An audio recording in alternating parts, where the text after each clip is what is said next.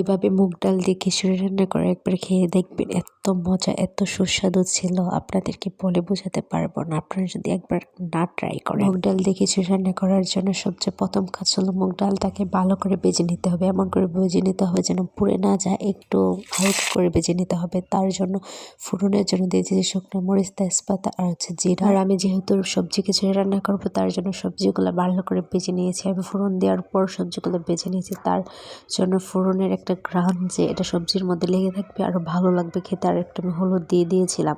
আর মুগ ডালটা ভেজে আমি জলে সিদ্ধ করার জন্য দিয়ে দিয়েছি। মুগ ডালটা যেহেতু অনেক শক্ত থাকে তাই ডালটা আগে সিদ্ধ করার জন্য দিয়ে দিয়েছিলাম, আর সবজিগুলো দিয়ে দিয়েছিলাম। চালটা একটু পরে দিয়েছিলাম, যখন সবগুলো সিদ্ধ একটু একটু হয়ে এসেছে তারপর আমি চালটা দিয়ে দিয়েছিলাম। আর আপনারা একটু আদা থেতো করে এটার মধ্যে অ্যাড করার চেষ্টা করবেন, তাহলে অনেক ভালো হবে। আর তারপর আমি একটু হলুদ, তারপর আমি চালটা দিয়ে দিয়েছিলাম। আপনারা দেখতেই পারছেন কি সুন্দর দেখাচ্ছে খিচুড়িটা, অনেক মজা হয়েছিল। আপনারা